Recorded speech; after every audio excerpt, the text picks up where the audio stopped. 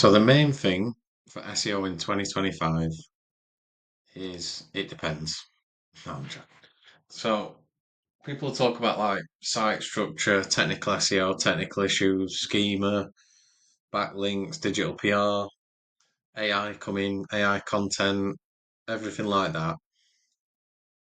I'd say it's all about focus and keeping regimented in what you're targeting. And the big one is you want new pages on your website, whether it's B2B, SaaS, e-commerce, service, a local small builder up to a giant e-commerce multinational global brand. You need to target these sorts of keywords, not vague ones specifically, but commercial keywords or transactional, mainly commercial, non-branded keywords, and create pages around that focus on these. So I'm using the Ahrefs free version and I've filtered out for intent.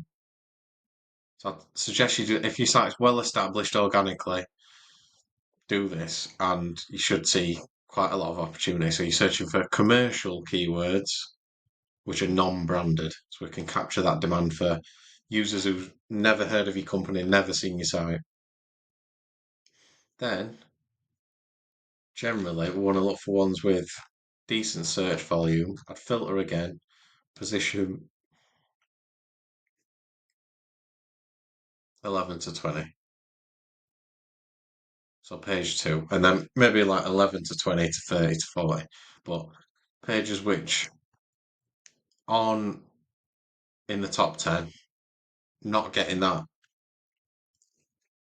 top tier sort of traffic, then you can either improve on them or create new pages. Just to show you how new pages can correlate to traffic. I should take away that one to not overcomplicate it. So this website in February had 1,500 pages, 13,000 hits, so 13,000 lots of traffic there. Fast forward to now, 27,000 hits, so that's doubled 2,000 pages. So we've not doubled the amount of pages. We've added 500 more pages, but the traffic has doubled. So it compounds essentially. It's a bit like anything. It's a bit like YouTube. The more videos you make, the more views you're going to get. In general, that's the trend.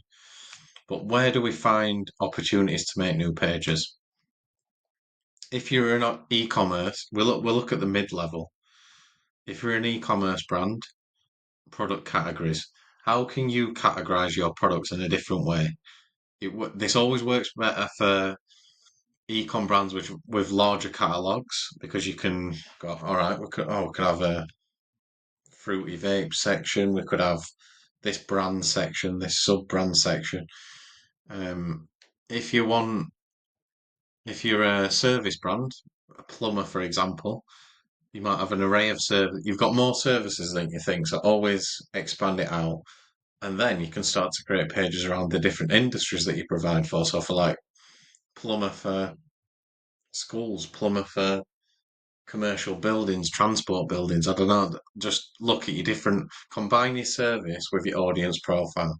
Same with product categories. Look for common themes which will drive new entries for searchers and high intent. SaaS products. Look at your array of products. Say your SaaS product is a website auditing tool. Website auditing tool for SEOs, auditing tool for web developers. Segment your website into all your different pages for all your different products. So you're adding new pages and keep them. This is the next stipulation why it's a bit of an argument against programmatic content creation.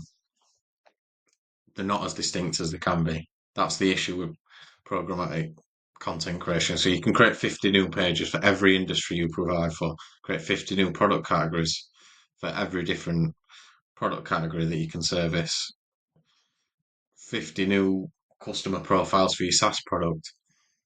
But generally, the pages will not be as unique as they should be. So, and people can sense that as well, and it can ruin user behavior.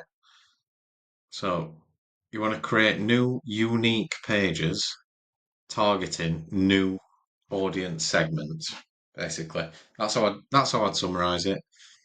Once you've done that and get them up early, like you don't have to put a lot of effort into the content. Get the page up, see how it reacts, see what the data comes through in Google Search Console, Ahrefs, whatever tool you use.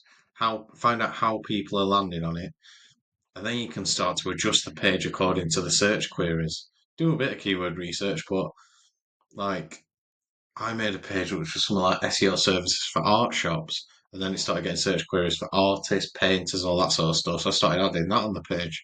So then you can tweak it. So keep adding new pages to your website as long as they're not too similar in intent.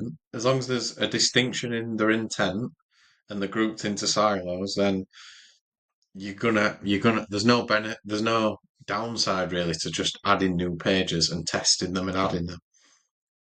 And not only that, if you if your budget expands and you've got budget for PPC or social ads or whatever it might be, then you can drive ads to these pages which are tailor made for that audience segment. So if you did website auditing product for web developers, imagine they're just targeting that small audience segment. You're driving ads to it. The page feels like it's written for them personally. Apart from using the name, it feels unbelievably personal. Conversion rates will go up. And you start to get your belief in your site back. This is especially for like sites who've got ranking for a lot of keywords not well. So you're ranking for a lot of keywords out of the top 10. Once you start to see your site ranking in the top three for certain things, might not have much search volume in the tools, but once you start to see your site rank for these mid-tail and long-tail keywords, then you'll start feeling more positive about it. And Google correlate that and start to reward your site more, and it all compounds. So yeah, look for opportunities, mid-tail, long-tail searches, non-branded commercial keywords, and set them up uniquely. That's all I've been doing for 10 years basically, and that's what I found to be the quickest ROI, the best ROI, and yeah, enjoy it.